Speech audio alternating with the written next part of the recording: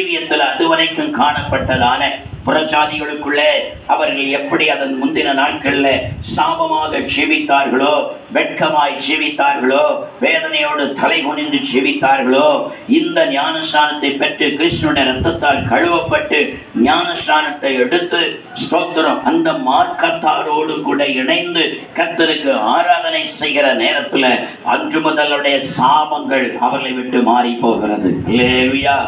அவருடைய சாபத்தை கர்த்தர் அவர்களை விட்டு மாற்றி போடுகிறார். அன்று முதல் கர்த்தருடைய வாழ்க்கையை கர்த்தர் படிப்படியாக கர்த்தர் ஆசீர்வதித்து உயர்த்துவார். அல்லேலூயா. உடனே தூக்கி ஆசீர்வதித்து கொப்புல வச்சு அவ்வளவுதான், கொப்பு முடிச்சு கீழே விழுந்துருவாங்க. ஆகையினால கர்த்தர் அவர்கள் என்ன செய்கிறார்? படிப்படியாய் உயர்த்துவார். பெருமை வந்துவிடக் கூடாது.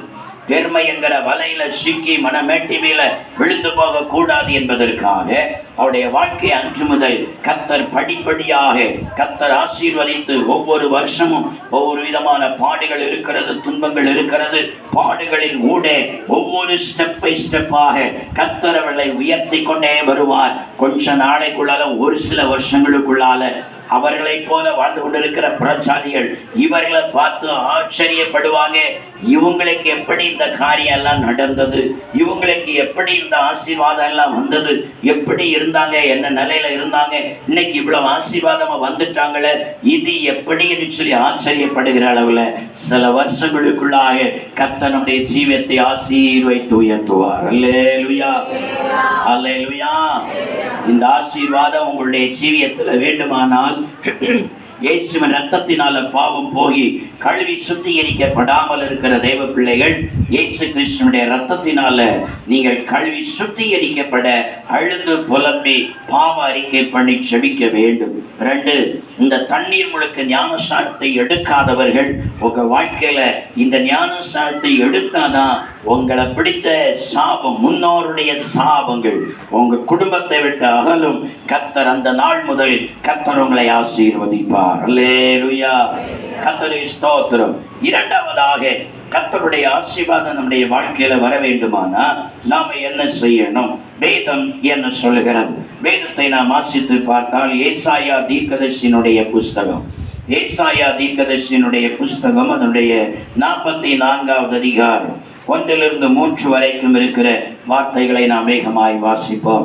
ஏசாயா 44 1-3 வரைக்கும் இருக்கிற வார்த்தைகளை வாசிப்போம்.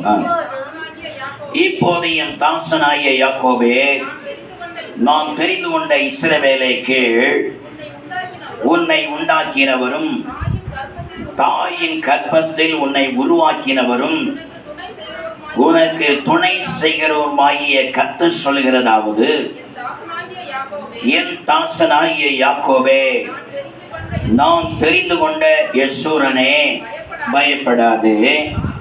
தாகம் உள்ளவன் மேல் தண்ணீரையும் வறண்ட நிலத்தின் மேல் ஆறுகளையும் ஊற்றுவேன். உன் சந்ததியின் மேல் என் ஆவியையும் உன் சந்தானத்தின் மேல் என் ஆசீர்வாதத்தையும் ஊற்றுவேன் என்று சொல்லி ஆண்டவர் சொல்லுகிறார். அல்லேலூயா. கர்த்தருக்கு ஸ்தோத்திரம். பாருங்க, இரண்டாவது ஆசீர்வாதம் அடுத்து நம்முடைய சந்ததிகளுக்கு. முதலாவது இந்த ஜீவ மார்க்கமாகிய இந்த விசுவாச மார்க்கத்துக்குள்ளால பாவம் போய் கழுவப்பட்டு ஸ்தோத்திரம் ஞானஸ்நானம் பெற்று இந்த மார்க்கத்தாரோடு கூட வந்து இணைந்து, அப்படியானா இந்த விசுவாச மார்க்கத்தார் தான் இவங்களை ஒருவேளை புரியாமல் இருக்கலாம். ஆவிக்குரிய சபையில் ஆராதிக்கிற தேவனுடைய பிள்ளைகள் விசுவாச மார்க்கத்தார். அல்லேலூயா. ஆவிக்குரிய சபையில் வந்து பாவம் போக இயேசு ரத்தத்தால் கழுவப்பட்டு மூழ்கி ஞானஸ்நானம் எடுத்து ஆவிக்குரிய சபையில் ஆவிக்குரிய தேவ பிள்ளைகளோடு ஆராதிக்கிறவர்கள் விசுவாச மார்க்கத்தார். அல்லேலூயா. கர்த்தருக்கு ஸ்தோத்திரம். இப்படி வருகிற நேரத்தில் முதலாவது அதை நிறைவேற்றினவர்களுக்கு ஆண்டவர் ஒரு ஆசீர்வாதத்தை தேவன் அங்கே கொடுக்கிறார். ஆபிரகாமுக்கு கொடுத்த அந்த ஆசீர்வாதத்தை கொடுக்கிறார். அடுத்து பாருங்க, சந்ததிகளுக்கு ஆசீர்வாதத்தை ஆண்டவர் கொடுக்கிறார். அல்லேலூயா. அடுத்து அவர்களுக்கு பிறக்கிற சந்ததிகள், பிறக்கிற ஒவ்வொரு சந்ததிகளுக்கும் தேவனுடைய ஆசீர்வாதம் அந்த சந்ததிகளுக்கு வரணும். பாருங்க, பல நேரங்கள்ல பெற்றோர் நல்ல ஆசீர்வாதமா இருப்பாங்க, சந்ததிகளுக்கு ஆசீர்வாதம் இருக்காது. சந்ததிகளுக்கு அந்த ஆசீர்வாதம் இருக்கிறார். எத்தனை பேருடைய வாழ்க்கையில நான் பார்த்துருக்கிற முற்பிதாக்கள் அவருடைய தாய் தகப்பன் நல்லா உழைச்சி கஷ்டப்பட்டு நல்ல வேலை பார்த்து கவர்மெண்ட்லாம் வேலை பார்த்து அவங்க நிறைய பணம் சம்பாதித்து பெரிய வீடுகள் கட்டியிருப்பாங்க, சொத்தெல்லாம் வாங்கி போட்டிருப்பாங்க, நல்ல ஆசீர்வாதமாக இருப்பாங்க. ஆனால் சந்ததிகளை பார்த்தீங்கன்னா அந்த தாய் தகப்பனுடைய காலம் கடந்து போகவே இந்த சந்ததிகள் எல்லாம் ஒன்றே இல்லாமல் அவ்வளத்தை விற்க ஆரம்பிப்பாங்க. அல்லேலூயா. அவ்வளத்தை விட்டு லாஸ்ட்டில் இருக்க வீட்டை என்ன செய்திருவாங்க, விற்றுருவாங்க. விற்றுட்டு போய் வாடகை வீட்டில் போய் எங்கேயாவது இருப்பாங்க. ஏன்னா இவங்க எந்த தொழில் தொடங்கலாம்னு சொல்லி இவருடைய ஜீவியத்தில் சொத்தை விற்பாங்க, அந்த தொழில் நஷ்டம். அடுத்த தொழிலை தொடங்குவதற்கு அடுத்த சொத்தை விற்பாங்க, அதில் நஷ்டம்.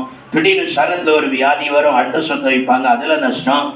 என்ன செய்ய, எப்படியாவது முன்னேறணுமே, வீடை வித்தாயில் அடுத்தால ஒரு தொழிலை தொடங்கினான்னு சொல்லி தொழிலை தொடங்கினா அதுவும் நஷ்டம்.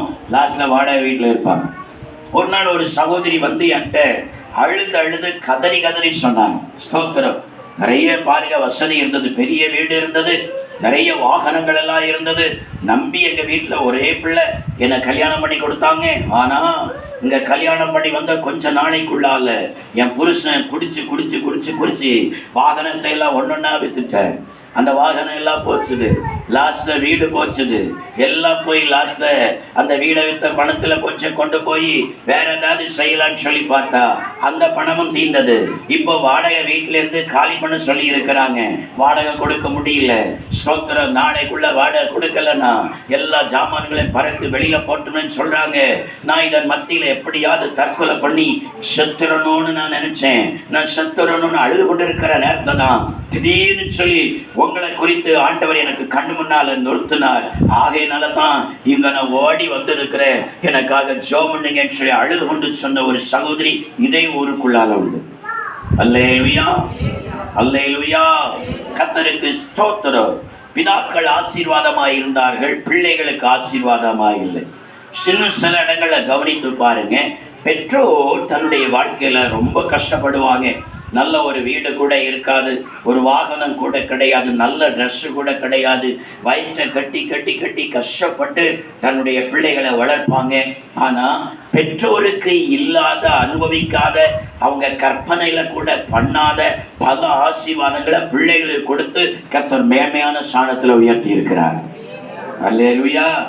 பெற்றோரே ஆச்சரியப்படுவாங்க, என் பிள்ளைகளை கர்த்தர் இந்த அளவுக்கு ஆசீர்வதிப்பார்னு நான் நினைச்சு கூட பார்த்ததில்லை. இன்னைக்கு என் பிள்ளைகள் எல்லா ஆசீர்வாதத்தோடு இருக்கிறாங்கன்னு சொல்ற அளவுக்கு முன் நாட்களில் பெற்றோர் பாருங்க, நெல்லு புறக்கி ஸ்தோத்திர கூலி வேலை செய்து களை பறிச்சு கஷ்டப்பட்டு வளர்த்த அந்த பிள்ளைகள் எல்லாம் பின் நாட்களில் ரொம்ப ஆசீர்வாதமாக இருக்கிறாங்க.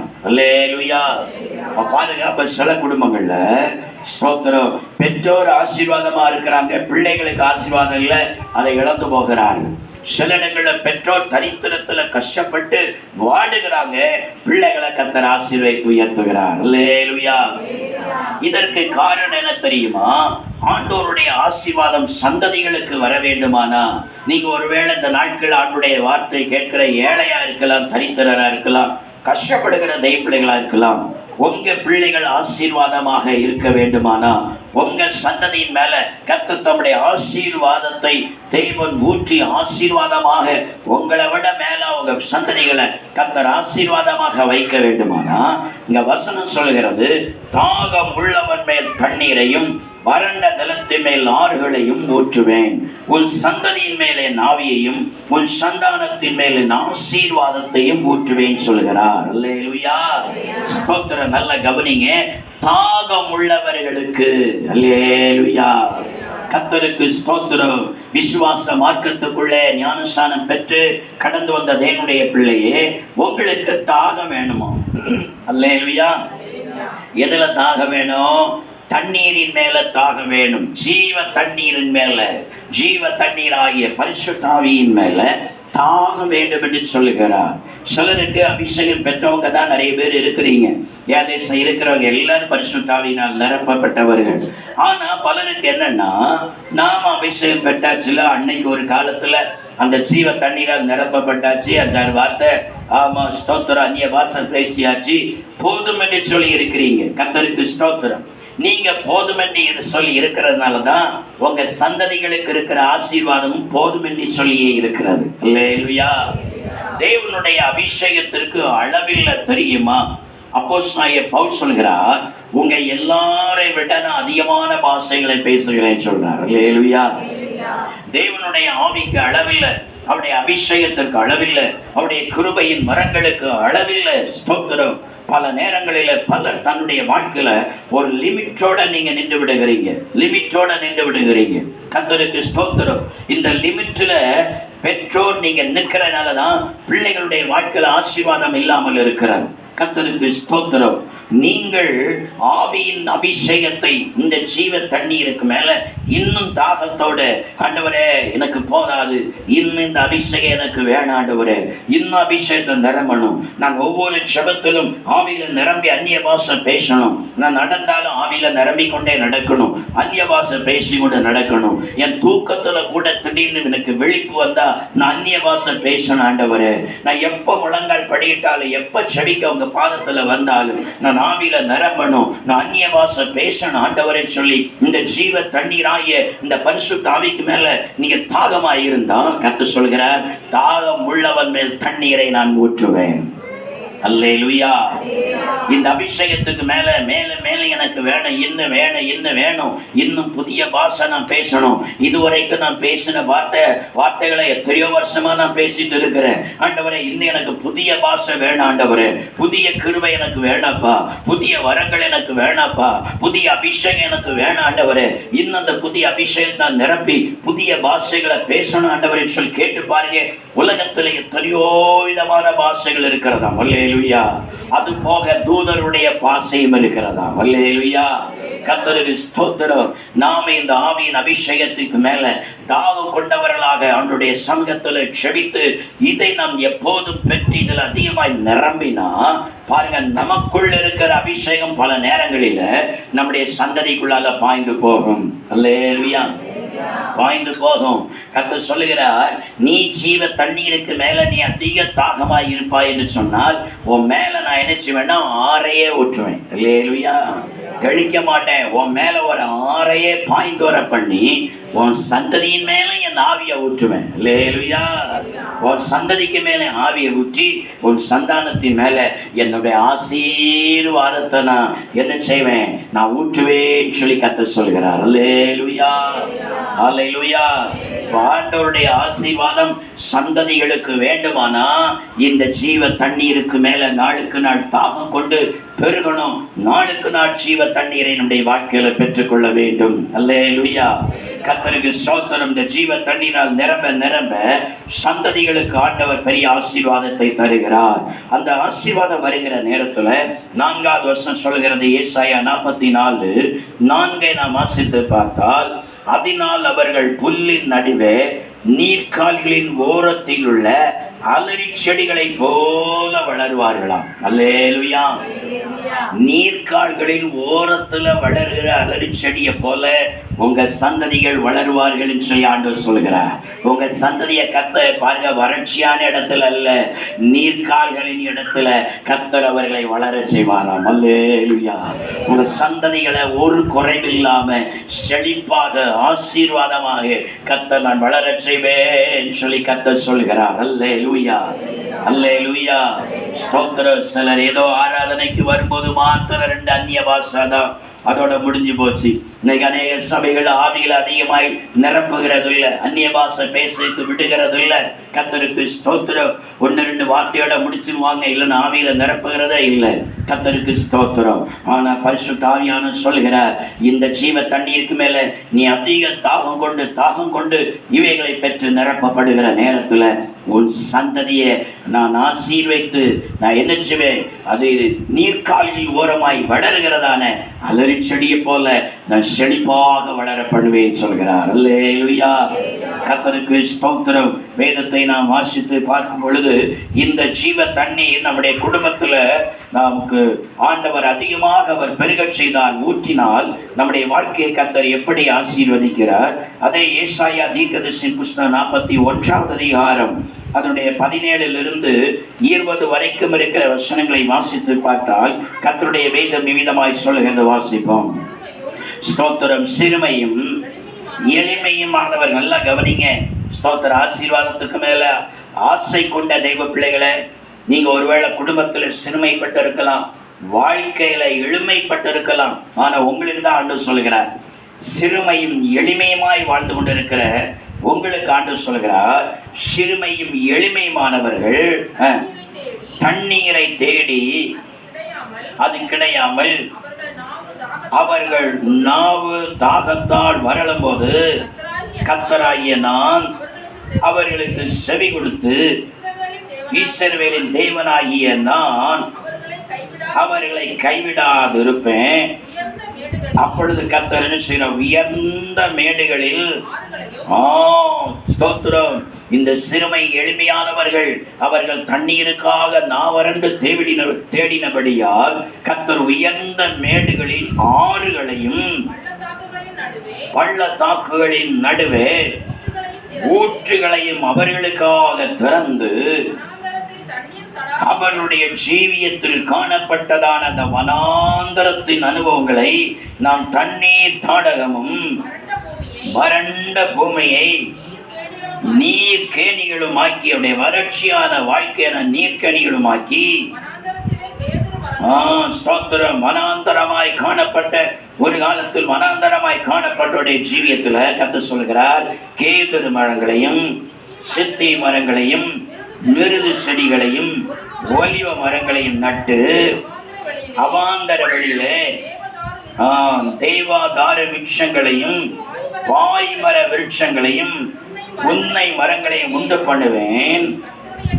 கர்த்தருடைய கரம் அதை செய்தது என்றும் இஸ்ரவேலின் பரிசுத்தர் அதை படைத்தார் என்றும் யாவரும் கண்டு உணர்ந்து சிந்தித்து அறிவார்கள். அல்லேலூயா, அல்லேலூயா. பாருங்க, நம்மை சுற்றி இருக்கிற ஜனங்கள் தேவன் நம்ம மேல அந்த ஜீவ தண்ணீரை ஊற்றுவதனால இந்த பூமிக்குரிய ஒரு பெரிய ஒரு செழுமை, ஒரு பெரிய ஒரு கொழுமை, ஒரு பெரிய ஆசீர்வாதம் வருகிறத பார்த்து அவர்கள் கண்டு என்ன செய்வார்களாம்? அறிவார்களாம். அல்லேலூயா, அல்லேலூயா. கர்த்தருக்கு ஸ்தோத்திரம். இவன் பெந்தைக்கோஸ்து சர்ச்சுக்கு போனா, பைபிளை தூக்கிட்டு போகிற காலத்துல அன்றைக்கு ஒண்ணு இல்லாம போனா, வெறுமையா போனா, பட்டினி கிடந்தா, நல்ல வஸ்திரம் இல்லை, உடுக்க வஸ்திரம் இல்லை. இன்னைக்கு பாரு, அவ சர்ச்சுக்கு போய் அங்க ஆராதிக்க தொடங்கின பிற்பாடு, செபிக்க தொடங்கின பிற்பாடு, இன்னைக்கு அவளுக்கு வந்திருக்கிற செழிப்ப பாரு என்று சொல்லுகிற அளவுல கர்த்தர் நம்முடைய சந்ததிகளையும் கர்த்தர் ஆசீர்வைத்து மேன்மைப்படுத்துவாராம். அல்லேலூயா, அல்லேலூயா. கர்த்தருக்கு ஸ்தோத்திரம். 2 ராஜாக்களின் புஸ்தகம் 4வது அதிகாரம் 1-7 வரைக்கும் நாம் வாசித்து பார்த்தால், தீர்க்கதரிசிகளின் புத்தரில் ஒருவராய் காணப்படுவருடைய மனைவி பாருங்க, ஒரு நாள் எலிசாவிட்டு வந்து முறையிட்டாளாம். ஸ்தோத்திரம். உம்முடைய அடியா தேவனுக்கு பயந்து நடந்தான், ஆனா இப்ப மரித்து போனான். ஆனா கடன் கொடுத்தவர்கள் வந்து இப்பொழுது உன்னுடைய 2 குமாரர்களை கொடு, உன் பிள்ளைகளை கொடு என்று சொல்லி கேட்கிறார்கள். ஆகையினால ஆண்டவனே என்று சொல்லி எலிசாவிடத்தில் போய் முறையிட்டு அழுகிறார். எலிசா கேட்கிறான், சரி, நீ தீர்க்கதரிசிகளின் மனைவி, உன் புருஷன் ஒரு தீர்க்கதரிசி, ஆனா நீடைய மனைவி உன்கிட்ட என்ன இருக்குதுன்னு சொல்லி கேட்டா. இல்லையா? அவர் சொல்ற, என்கிட்ட ஒரு குடை எண்ணெய் மாத்திரம் தான் இருக்குது. இல்லையா? ஒரு குடை எண்ணெய் இருக்குது. எண்ணெய் இருக்குதா? போதும், போ, வீட்டுல போய் பக்கத்துல இருக்கிற எல்லாரிடத்திலும் வெறும் பாத்திரங்கள் எல்லாம் வாங்கி நீ உன் கதவை பூட்டிட்டு உன் பிள்ளைகளோட நின்று அந்த ஒரு குடத்துல இருக்கிற எண்ணெய நீ வாங்கின வெறும் பாத்திரத்துல எல்லாம் நீ ஊத்திக்கிட்டே இரு. இல்லையா? ஊற்றி கொண்டே இருன்னு சொன்ன. இவ அப்படியே போய் சுத்தி இருக்கிற பக்கத்துல எல்லா வீடுகளில் இன்னும் பாத்திரங்கள் எல்லாம் வாங்கிட்டு வந்து கதவை பூட்டிட்டு இந்த ஒரு கோடை எண்ணெயை ஊற்ற ஆரம்பிச்சான். இந்த ஒரு கோடை எண்ணெயும் பல கோடி எண்ணெயாய் மாறிட்டு. இல்லையா? பல குடம் நிரம்பத்தக்கதாக எண்ணெயாய் மாறிவிட்டது. இப்ப பாருங்க, பாத்திரம் இல்லை. மகனை பார்த்து கேட்கிறா, இன்னும் ஒரு பாத்திரம் கூட தானு கேட்கிறா. அவன் சொல்ற, அம்மா பாத்திரம் எல்லாம் தீர்த்தாச்சு, எல்லா பாத்திரம் நிரம்பி விட்டது. அல்லேலூயா. இவ போற தீர்க்கதரிசி இடத்துல அந்த சந்தோஷத்தோட போய் சொல்லும் பொழுது தீர்க்கதரிசி சொல்லுகிறார், இவைகளை கொண்டு விற்று உன்னுடைய கடன்களை எல்லாம் அடைத்து மீதத்தை கொண்டு நீயும் உன் பிள்ளைகளும் ஜீவனம் பண்ணுங்கள் என்று சொல்லி அனுப்பினார். அல்லேலூயா. எண்ணெய் இருந்ததுனால அந்த குடும்பத்தின் கடன் நீங்கி அந்த குடும்பத்துக்குள்ள ஒரு செழிப்பு வந்தது. அல்லேலூயா. பரிசுத்த ஆவியாகிய எண்ணெய் அவசியம். ஜீவ தண்ணீராகிய பரிசுத்த ஆவி தேவ பிள்ளைகளுக்கு அவசியம். நீங்க எந்த அளவுக்கு இதுல ஆவியில நிரம்புகிறீர்களோ, எவ்வளவு தாகமா இதை பெற்றுக்கொண்டு நிரம்புகிறீர்களோ, அந்த அளவுக்கு உங்க சந்ததிகளுக்கு ஆண்டவர் ஒரு பெரிய ஆசீர்வாதத்தையும் கர்த்தர் வைத்திருக்கிறேன் சொல்லுகிறார். அல்லேலூயா. சத்தமாய் சொல்லுவோமே அல்லேலூயா. கர்த்தருக்கு ஸ்தோத்திரம். மூன்றாவதாக, கர்த்தர் நம்முடைய குடும்பத்தை ஆசீர்வதிக்க வேண்டுமானா நாம என்ன செய்யணும்? வேதம் என்ன சொல்லுகிறது? தேவனுடைய ஆசீர்வாதத்தை நாம் பெற்றுக்கொள்வதற்கு நாம் என்ன செய்வது? ஒன்றாவது, இந்த ஜீவ மார்க்கத்துக்குள் இணைய வேண்டும். இரண்டாவது, ஜீவ தண்ணீரினால் நாம் நிரப்பப்பட வேண்டும். மூன்றாவது, தேவனுடைய ஆசீர்வாதத்தை பெறுவதற்கு நாம் என்ன செய்வது? நீதிமொழிகளின் புஸ்தகம் 28வது அதிகாரம் 20வது வசனத்தை ஒருவர் சத்தமாய் வாசிப்போம். நீதிமொழிகளின் புஸ்தகம் 28வது அதிகாரம் 20வது வசனத்தை ஒருவர் சத்தமாய் வாசிப்போம். உண்மையுள்ள மனுஷன் பரிபூரண ஆசீர்வாதங்களை பெறுவான்.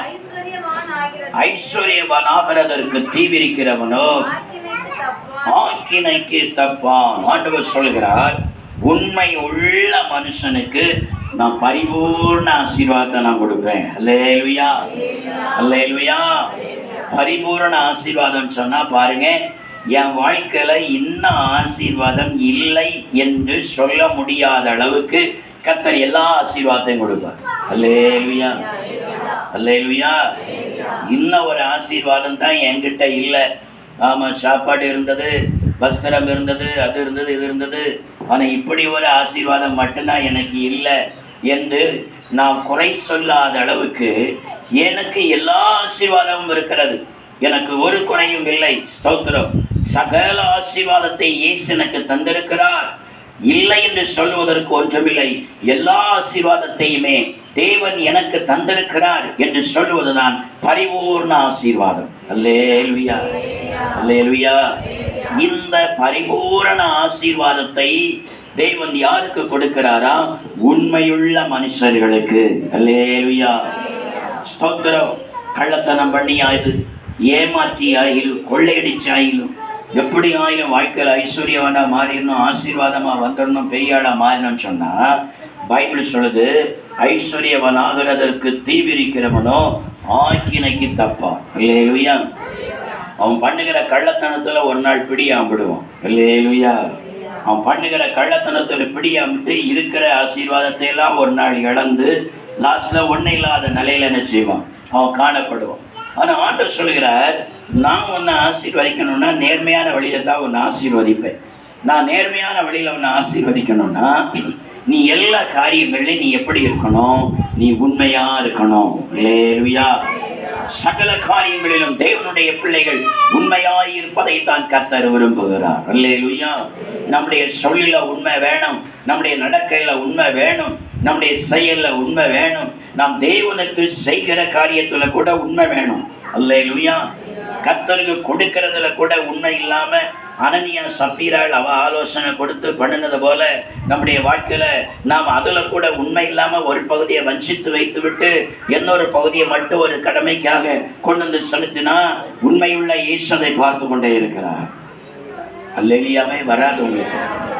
அல்லேலூயா. கர்த்தருக்கு ஸ்தோத்திரம். பார்த்துட்டுலாம் இருக்கிறாரு, நான் கொடுத்தது இவ்வளவு கொடுத்தேன், இதுல ஒரு பகுதி எனக்குரியது, ஆனா இதோ ஒரு சின்ன ஒரு இதை மட்டும் என்ன செய்திருக்கிறா, ஒரு கடமைக்காக கொண்டு வந்து அவ கொடுக்கிறா. கர்த்தர் அதை பார்த்துக்கிட்டே இருக்கிறார். அல்லேலூயா. சபையில யார் உலாவி கொண்டு இருக்கிறா? சொல்லுங்க, சொல்லுங்களேன். அதான் முதல்லயே சொன்னனே, பரிசுத்த ஆவியானவர் சபையில என்ன செய்கிறார்? உலாவி கொண்டிருக்கிறார்.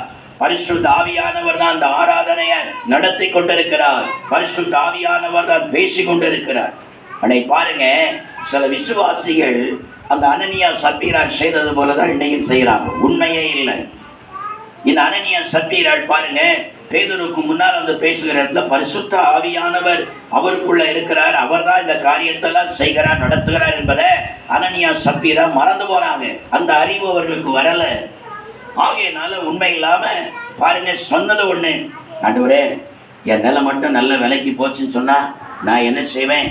அதை விற்று அதை அப்படியே கொண்டு வந்து நான் அப்போஸ்தலனுடைய பாத்துல கர்த்தருக்கு நான் காணிக்கா கொடுத்துருவேன். ஆண்டவரே, அவ்வளவு நாளும் ஒரு விலைக்கு போகாம இருந்த, ஒரு பய 5 பைசாக்கு கேட்க முடியாம இருந்த அந்த நிலத்தை இவர்கள் பொருத்தனை பண்ணின வேளையில கர்த்தர் நல்ல விலைக்கு போக செய்தார். அல்லேலூயா, அல்லேலூயா.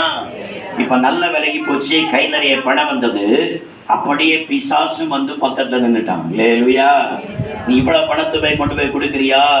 நீ உழைச்சி வாங்கின சொத்து இல்ல, நீ உழைச்ச பணம் இல்லை, நீ இவ்வளவு கொண்டு போய் கொடுக்குறியா? அப்படி அங்க என்ன செலவு? ஏன் நீ அப்படி கொடுக்கணும்? நீ கொடுக்க கொடுக்க அப்போஸ்தலர்கள் நல்ல வசதியா போயிடுவாங்க. நீ உங்க காலத்துக்கு என்ன செய்வ? தங்க காலத்துக்கு என்ன செய்வ? பிசாசு வந்து ஆலோசனை கொடுத்தான். அல்லேலூயா. பிசாசு ஆலோசனை கொடுக்கறது யார் மூலமா கொடுப்பான்னு நீங்க நினைக்கிறீங்க? அல்லேலூயா. ஆதாமுக்கு யார் மூலமா ஆலோசனை கொடுத்தாங்க? ஆதாமுக்கு. அல்லேலூயா. ஏவாளுக்கு ஆலோசனை கொடுத்தது சொல்லல, ஆதாமுக்கு ஆலோசனை யார்ட்டேன்னு வந்து ஆதாம விளத்தள்ளதுக்கு. ஆகாப்புக்கு ஆலோசனை கொடுத்தது யாரு? அவனுடைய ராஜ்ய பாரத்தில் அவனுடைய சந்ததிகள் அழிந்து போவதற்கு ஆலோசனைகாரியா இருந்தது யாரு? கர்த்தர். அனனியாவுடைய வாழ்க்கையில ஆலோசனைகாரியா இருந்து அந்த குடும்பம் அழிவதற்கு காரணமா இருந்தது யாரு? எனக்கு 3 மணி நேரம் கழிச்சு வந்தானே இவ்வளவுதான் சந்தேகப்பட வேண்டியிருக்குது. அல்லேலூயா. அவன் உற்சாகமா உண்மையா கொண்டு வந்திருந்தா நேர புருஷனோட வந்து 2 பேருமா சேர்ந்து இதை கொடுப்பேன் என்ன அப்படின்னு சந்தோஷமா 2 பேரும் கொடுத்துருப்பாங்க. ஏன்னா இவன் ஆலோசனை கொடுத்து தான் பாதி அங்கே எடுத்து வச்சிருக்குது. ஆகையினால முதல்ல இந்த ஆள் போகட்டும், எப்படி என்ன நடக்குன்னு பார்ப்போம். அது ஒரு பைய போலான்னு 3 மணி நேரம் கழிச்சு ஆராதனைக்கு வந்திருக்கிறார். அப்ப யாரு அந்த ஆலோசனை காரணமா இருந்திருக்கிறார்? ஈவா தான். அல்லேலூயா, அல்லேலூயா. ஸ்தோத்திரம். ஆசீர்வதிக்கப்பட வேண்டிய குடும்பம் அன்றைக்கு அழிந்து போவதற்கு காரணமாக இருந்தது. கர்த்தருக்கு ஸ்தோத்திரம்.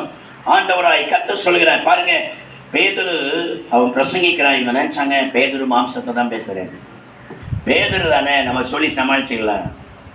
பாருங்க, வந்து இவங்க காணிக்கை வைக்கும் போது பேதுரு கேட்கிறான், அனனியாவே நிலத்தின் கிரயத்தை இவ்வளவுக்கு தான் விற்றீர்கள்? சொல்றான், ஆமா இவ்வளவுக்கு தான் விற்றோம். நீங்க அப்போஸ்தலர் 5வது அதிகாரம் 3வது வசனத்தை வாசித்து பாருங்க. பேதுரு ஒரு வார்த்தை சொல்கிறார். அந்த வசனத்தை நீங்க வாசிங்க, உங்களுக்கு புரியும். அப்போஸ்தலர் 5:3 ஒருவர் சத்தமாய் வாசிப்போம் சீக்கிரமா. பேதுரு அவனை நோக்கி, அனனியாவே நிலத்தின் கிரயத்தில் ஒரு பங்கை வஞ்சித்து வைத்து பரிசுத்த ஆவியினிடத்தில் பொய் சொல்லும்படி சாத்தான் ஒரு இருதயத்தை நிரப்பினது என்ன? நல்லா கவனிங்க. பேதுரு சொல்லுகிறார், நீ யாரிடத்துல போய் சொன்ன? பரிசுத்த ஆவியினிடத்துல பொய் சொல்லும்படியாய் சாத்தான் உன் இருதயத்தை நிரப்பினது என்ன? அல்லேலூயா. ஆனா அவன் பொய் சொன்னது யார்கிட்ட சொன்னான்? யார்கிட்ட சொன்னான்? நம்ம பார்வையில, அவனுடைய பார்வையில யார்கிட்ட சொன்னான்? பேதுருட்ட. அவன் நினைச்சான் பேதுரு தானே சொல்லி சமாளிச்சிடலாம், இவருக்கு அங்க தெரிய போகுது. ஸ்தோத்திரம். ஆனா பேதுரு சொல்ல, நீ என்கிட்ட இல்ல, இந்த சபைக்குள்ள உலாவை கொண்டிருக்கிற உன்னையும் என்னையும் அழைத்து நடத்துகிற பரிசுத்த ஆவியினிடத்துல நீ பொய் சொன்னாய் என்று சொன்ன. அவ்வளவுதான். பரிசுத்த ஆவியானவரை அவன் அடிச்சான். அல்லேலூயா. பொய் சொன்னவன, தேவனுடைய சபைக்குள்ளால பொய் சொன்னவன, வஞ்சித்து எடுத்தவன, ஸ்தோத்திரம், அந்த பரிசுத்த ஆவியானவரை அடித்தார். அந்த இடத்துல விழுந்து செத்தார். 3 மணி நேரத்துக்கு பிற்பாடு சப்பீராள் வாரா, அவளிடத்துல கேட்கிற, அவளும் போய் சொன்னார். அவளையும் பரிசுத்த ஆவியானவர் அடித்தார். அந்த இடத்துல விழுந்து செத்து போனாள் என்று வேதம் சொல்கிறார். ஆண்டவர் சபைக்குள்ளால உண்மையை தான் தேவன் எதிர்பார்க்கிறார். விசுவாசியுடைய வாழ்க்கையில உண்மையை எதிர்பார்க்கிறார். ஊழியக்காரர்களை அழைக்கிற நேரத்திலேயே அவங்க வாழ்க்கையில பரிசுத்தம் இருக்குதா, பக்தி இருக்குதா, அது இருக்குதா, ஜெபம் இருக்குதா, வேத தியானம் இருக்குதா, நல்ல ஞானம் இருக்குதா, அறிவு இருக்குதா, திறமை இருக்குதான்னு சொல்லி கூட ஊழியக்காரர்களை அழைக்கிற நேரத்தில் பார்க்கல, உண்மை இருக்குதான்னு தான் பார்க்கிறார். கர்த்தருக்கு ஸ்தோத்திரம். வேதத்தை நாம் வாசித்து பார்க்கும் பொழுது 1 தீமோத்தேயு 1:12 அப்போஸ்தலனாகிய பவுல் சொல்லுகிறார், ஸ்தோத்திரம், உண்மை உள்ளவன் சொல்லி எண்ணி இந்த கனமான ஊழியத்திற்கு என்னை ஏற்படுத்தினபடியினால் நான் அவரை ஸ்தோத்தரிக்கிறேன் சொல்கிறார். அல்லேலூயா.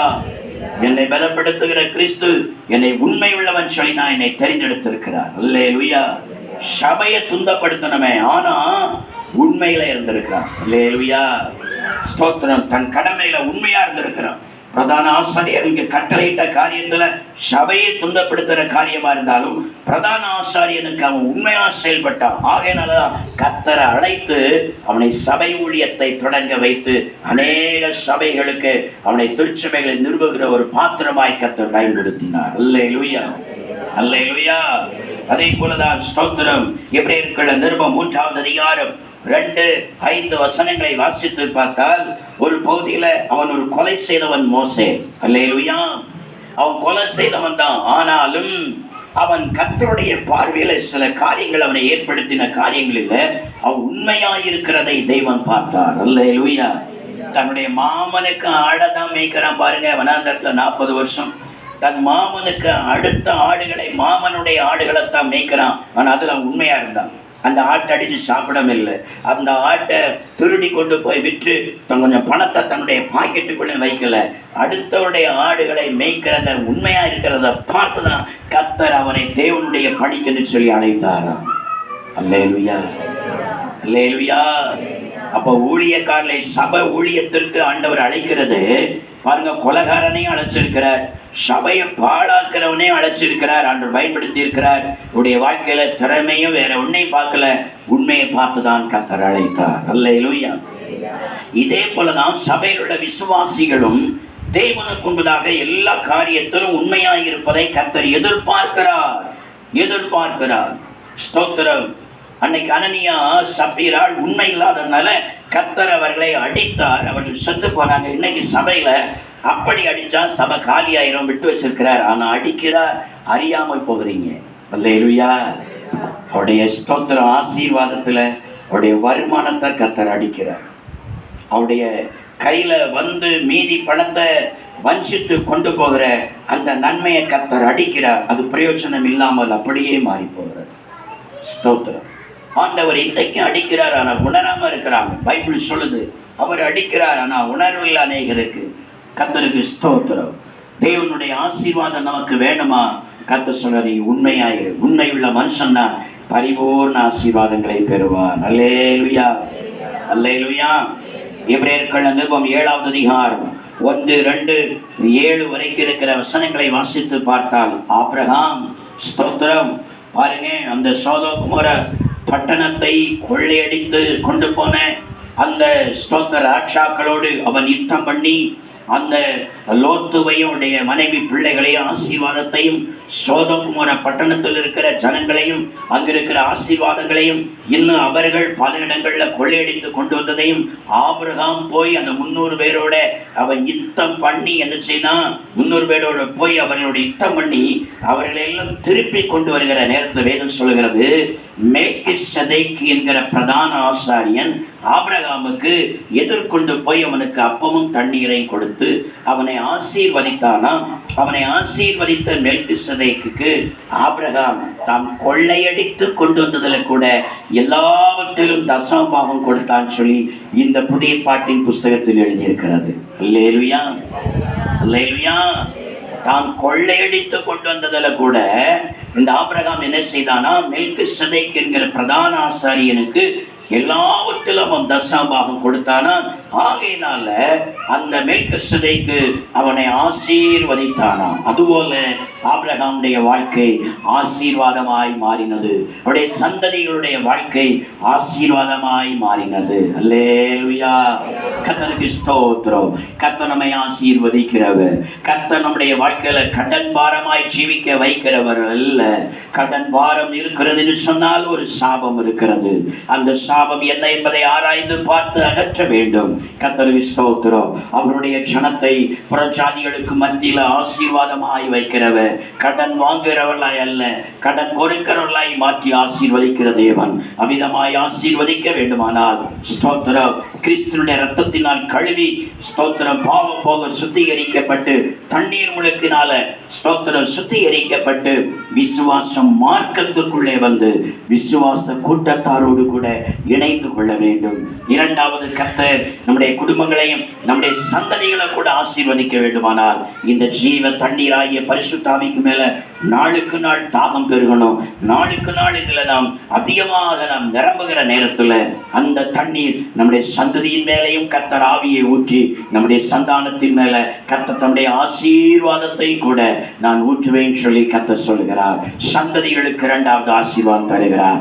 மூன்றாவது, கர்த்தர் நம்முடைய குடும்பங்களை தலைமுறை தலைமுறையாய் கர்த்தர் ஆசீர்வாதமாக வைக்க வேண்டுமானால் கர்த்தருக்கு முன்பதாக சகல காரியங்களிலும் நாம் உண்மையா இருக்கணும். கர்த்தர் சபையில உலாவிக் கொண்டிருக்கிறார். சபை அவர் நடத்துகிறார். நான் சபையில வந்து காணிக்க செலுத்துகிற நேரத்துல இது உண்மையான காணிக்கத்தானா அல்லது ஒரு பகுதியை வஞ்சித்து வைத்து விட்டு ஒரு சிறிய காணிக்கத்தானா என்பதை பரிசுத்த ஆவியானவர் பார்க்கிறார். ஊழியக்காரர்கள் காண முடியாது. பரிசுத்த ஆவியானவர் பார்க்கிறார். உண்மையா இருக்கிறாளா, வஞ்சிக்கிறாளா, கள்ளத்தனம் பண்ணுகிறாளா, அல்லது தன்னுடைய வாழ்க்கையில தந்திரத்தை கடைபிடித்து தந்திரமாய் செயல்படுகிறார்களா என்பதை பரிசுத்த ஆவியானவர் உன்னிப்பாய் தேவனுடைய சபையை அவர் உற்று பார்க்கிறார். அவர் பார்க்கும் பொழுது நாம் அவருடைய கண்களுக்கு முன்பதாக எல்லா காரியங்களிலும் உண்மையாக செயல்பட்டு உண்மையாக நடந்து உண்மையாய் கொடுத்தவரை ஆராதித்தார். நம்முடைய வாழ்க்கையை கர்த்தர் கடன் வாங்க விட மாட்டார். கடன் கொடுக்கிறவர்களாக மாற்றி புறஜாதிகளுக்குள்ளே நம்முடைய குடும்பத்தை கர்த்தர் ஆசீர்வாதமாய் மாற்றுவார். அல்லேலூயா.